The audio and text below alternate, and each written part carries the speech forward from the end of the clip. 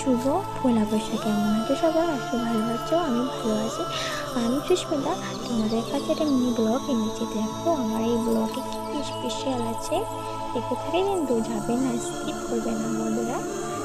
এই যে দেখো সন্ধ্যা হয়েছে, সন্ধ্যার আগেই আমি রান্নাঘরটা মুছে নিয়েছি, কেননা লাড্ডু বানানো হবে এই জন্য। তো দেখো কাপড়গুলো ধুয়েছিলাম সকালবেলা, এবার আমি নিয়ে নিয়েছি। তারপরে হাত মুখ ধুয়ে কাপড় চেঞ্জ করে শাড়ি পরে নিয়েছি লক্ষ্মী বউর মতন।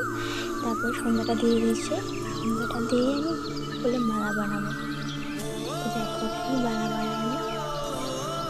ব্যাস,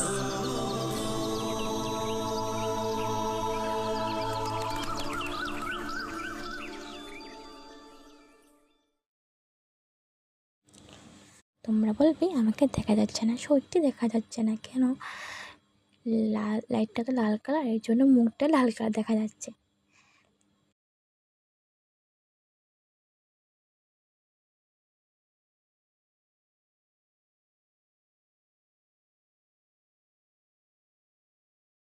তারপরে আমি ঠাকুরকে সন্ধ্যাটা দিয়ে ঠাকুরকে নমস্কার করে নিয়েছি, যাতে সবাই মঙ্গল থাকো, সুখ থাকো, ভালো থাকো, ব্যাস একটু কামনা করি। তারপর দেখো মা ফুল তুলে দিচ্ছে। আপন ফুল বলে, আপন ফুল তোমাদেরকে কি বলে জানিও, যে এই না এই ফুলটা আর এই ফুলটা মা চলে দিচ্ছে, কি বলে তোমরা জানিও কিন্তু। তারপর দেখো ফুলগুলো যদি বেশি থাকে না, ফুলে মালা বানাতে খুব ভালো লাগে, যদি কম থাকে না মালা বানাতে একদম ভালো লাগে না। তারপরে আবার ফুলের মালা বানানো হয়ে গেছে। তারপরে দেখছি কিছু সুগন্ধ বাড়ছে, তারপর রান্না করলাম। দেখছি মা লাড্ডু বানানোর জন্য খুব যে মানে গুড়গুলো পাকাচ্ছে উনুনে। তো দেখো এই যে এগুলো লাগবে, খড়গুলো যে মাম্মাম বসে আছে দুষ্টুমি করছে, আমি চলে এলাম রান্নাঘরে। আর সাথে হাতে হাত লাগিয়ে তাড়াতাড়ি করে কাজটা কমপ্লিট করব এই জন্য।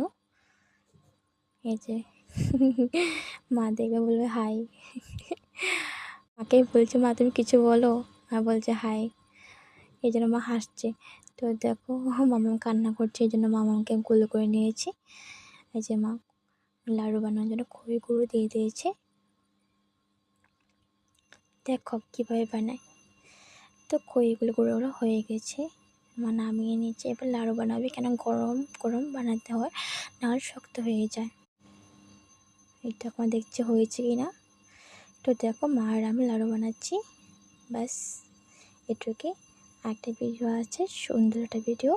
ওকে, বাই, টাটা।